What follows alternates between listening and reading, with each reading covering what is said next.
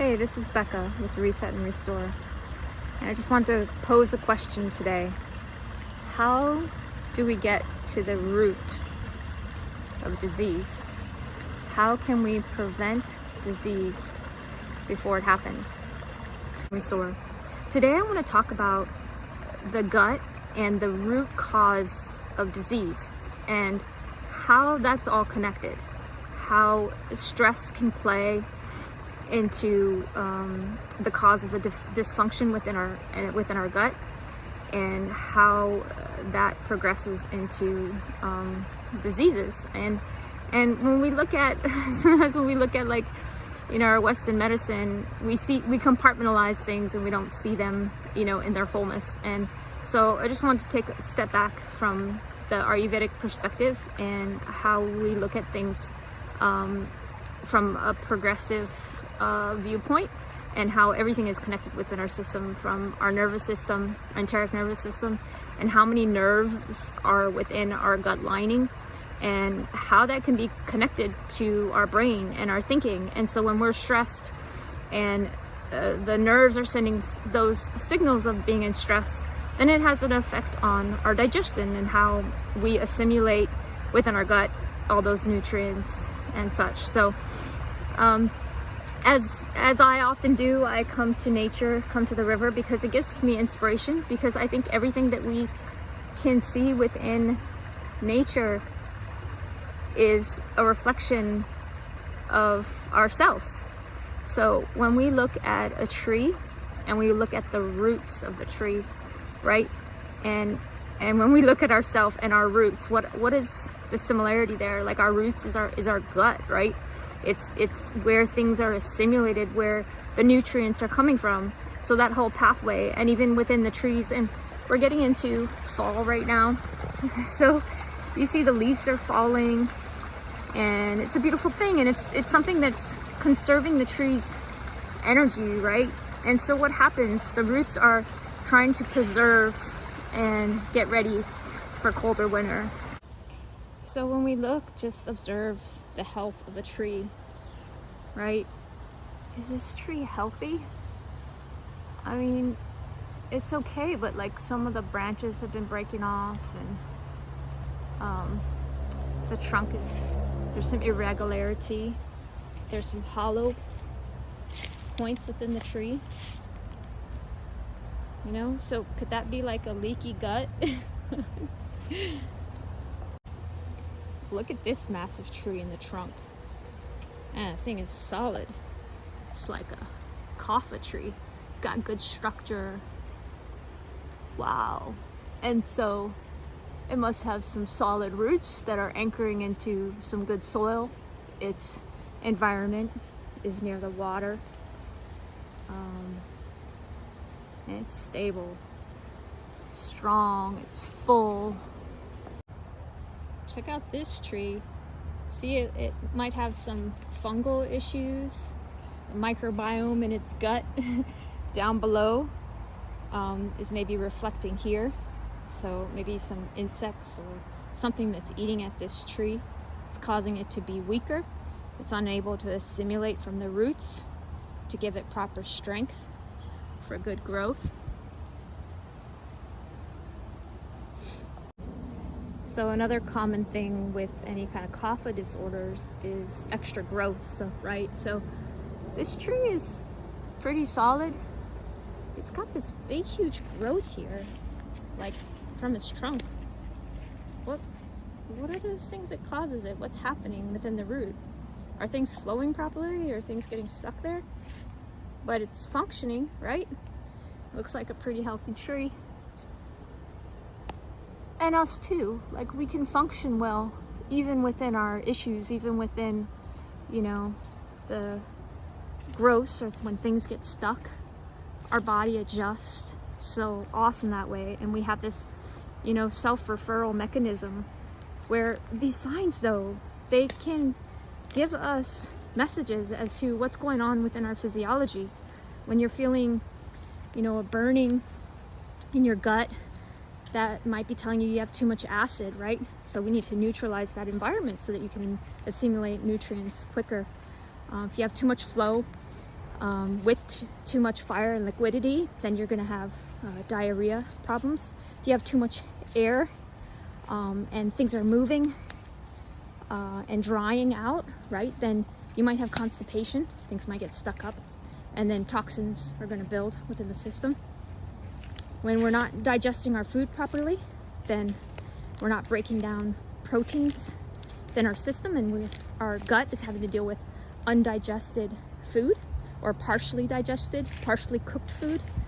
And then that plays a role also within our gut health and things getting stuck in our gut lining that cause decay and toxins, which then spread and localize into other parts of our body that cause pain and inflammation.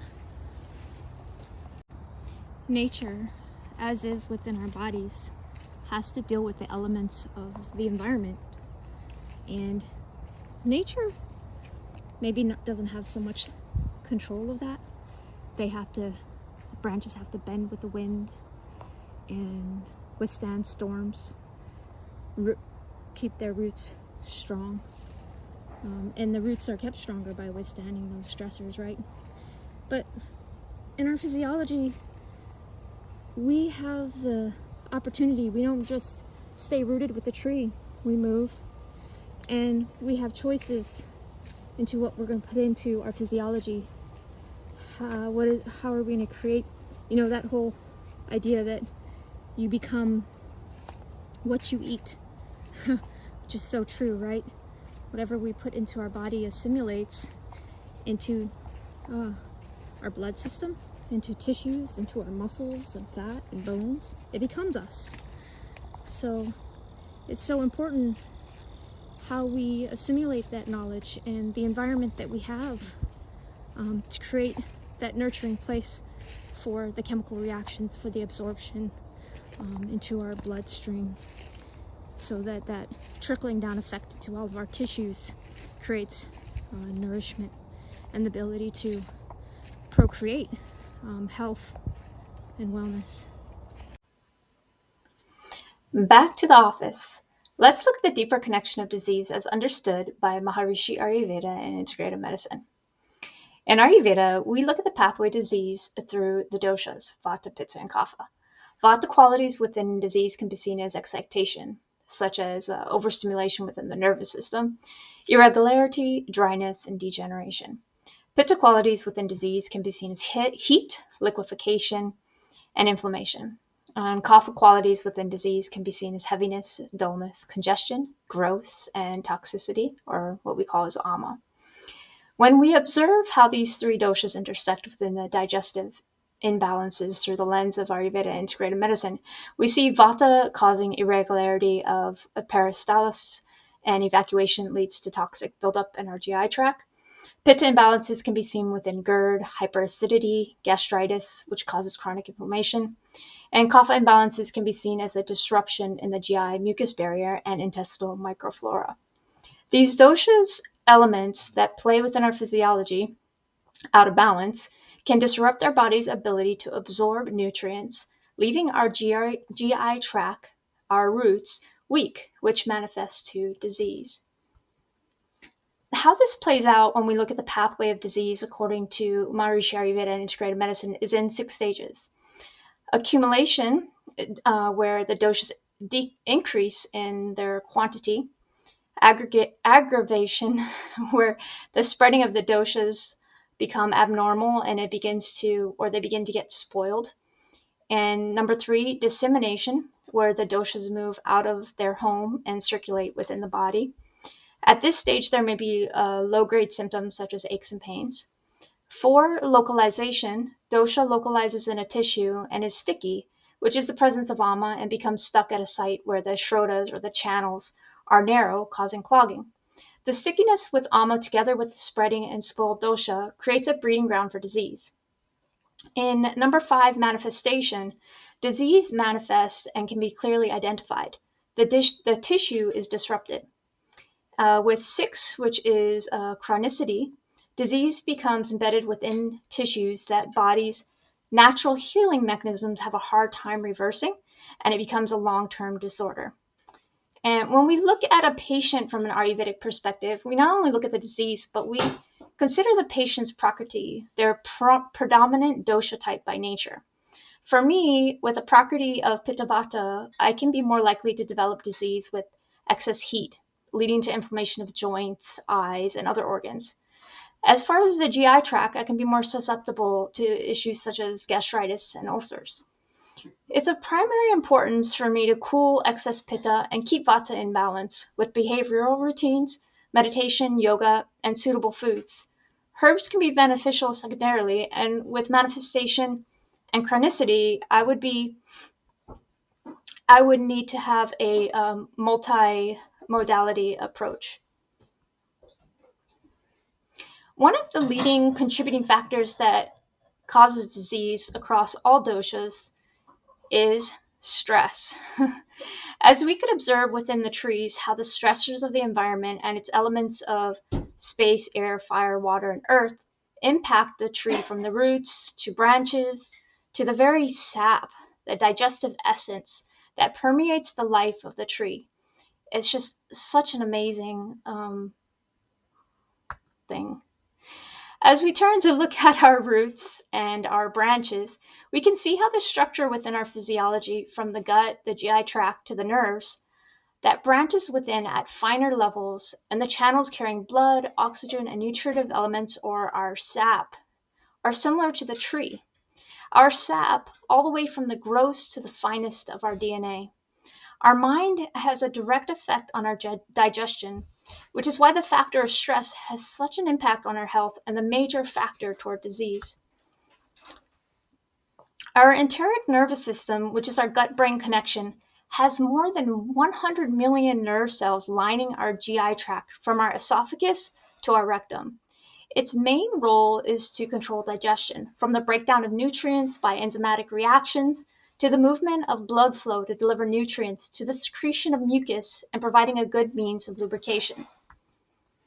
When we look from an Ayurvedic perspective, we acknowledge the subdoshas involved. The prana-apana connect as the same as the brain-gut connect.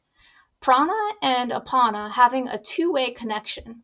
Prana stimulating changes within our gut flora from our very thoughts and emotions, and apana moving downward to distribute the assimilation from our mind and gut, both working in synergy to send signals back and forth. The symbiotic relationship between prana and apana is so strong that when we are scared in the fight and flight mode, it shuts our digestive processing down. It conserves our body's energy to run or strike. Similarly, when we are consuming food in a state of sadness, anger, or depression, this will send signals to our digestive tract and cause indigestion. Food will be half digested or undigested, leading to weakened permeability within our gut. Signals become clouded, channels become blocked, and the pathogenesis of disease begins.